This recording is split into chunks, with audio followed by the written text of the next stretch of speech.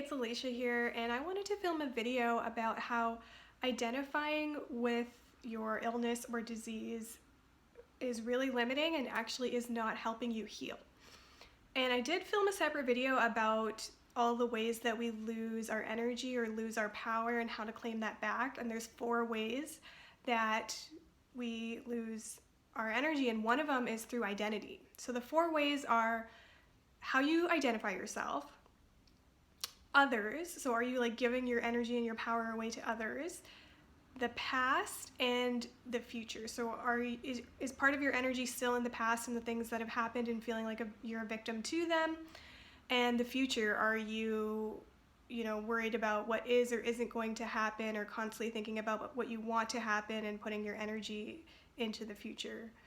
So those are the 4 ways that you lose your energy. And the first one that I mentioned is identity. So if you identify yourself with your illness, like I have depression, therefore I have low energy.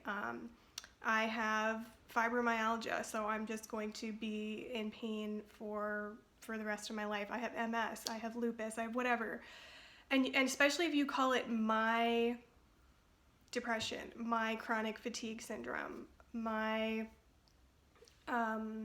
anxiety, when you put that label on it and you call it yours, you are identifying yourself with that illness, and it is really limiting. Like if you think about people who identify themselves, let's say, as like, I'm a mother, so therefore I have to put other people before myself, and now I come second, and now I don't have as much time for myself. A lot of people identify being a mother as that, which is really limiting you from the possibilities that are available to you, that you can be a mother and still have a very full life. And actually honoring yourself first is what creates the most for your children and your family and everyone around you. So identifying yourself as the ways that people identify being a mother are extremely limiting, and that is the same thing with your illness. A lot of people think that if they have a certain illness that they are just going to, and doctors tell them that they're just going to have to live with it for the rest of their lives. They won't be able to do the things that they used to do, like, sports or dancing or something that they really loved. Sometimes doctors tell them, yeah, you won't be able to, exercise or dance ever again. Or you're going to be probably going to need to be on this medication for the rest of your life. And if a doctor tells you those kind of things and you start identifying with, I have this illness or disease, and therefore these are the assumptions, I'm going to have to fix myself, it's going to be hard work, however you identify that illness, it's limiting you from healing. Number one, because you are making the illness wrong. And when you make it wrong and you don't see it as the gift and the invitation that it is, which is telling you that you're out of alignment, like symptoms are your body's way of communicating with you. Like how else is it going to get your attention unless you get a little uncomfortable? So it is just telling you that you're out of alignment, and it's actually a gift and an invitation. And so if you're making your illness wrong, you're not letting it be the expansion process that it is trying to guide you on.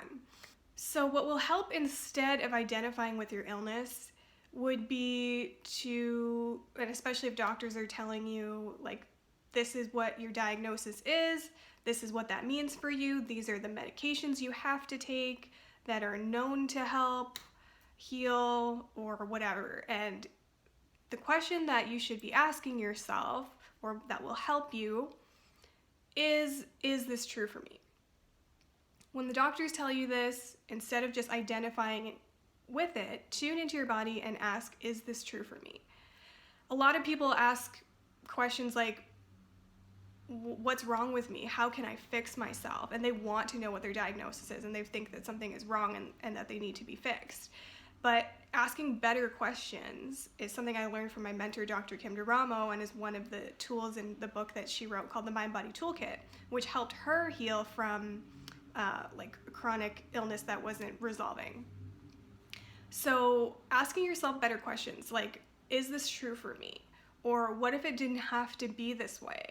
What if this is awakening me to so much more, like a life of abundance and fluidity and effortlessness? What if this is bringing so much more to me than I could have ever imagined?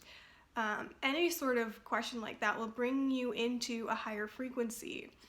If you're asking what's wrong with me, what is my diagnosis, it's a really low harmonic question. It's bringing you into a lower frequency. You're losing your energy that way. Like I said, that's one of the 4 ways you lose your energy is by identifying yourself. And if you want to claim that power back, release the idea that you are your illness. Stop calling it my depression, my chronic fatigue, my fibromyalgia, whatever it is. Stop calling it that and start asking better questions like, is this true for me? And if it feels heavy, like, oh man, I'm gonna have to be on this medication for the rest of my life. Oh man, it's gonna take me a long time to heal from this, and I may never get better, or it might be a really hard journey, an uphill battle from here. Whatever way you're identifying it, if it feels heavy, that means that it isn't true. So tune into your body and ask, is this true for me? And if it feels heavy, you know that it's not. So then start asking some better questions like, what if it didn't have to be this way? What if I could heal instantly? And you know what? There is so much science out there that has shown miraculous healing. So if you're identifying yourself with an illness that you have never heard of healing before, in modern medicine and conventional medicine, well, that just isn't true. Like, you can heal from anything. Your body naturally heals itself. And if you come back into alignment and into your parasympathetic state, your relax, rest, and digest state, your body can fight off any virus.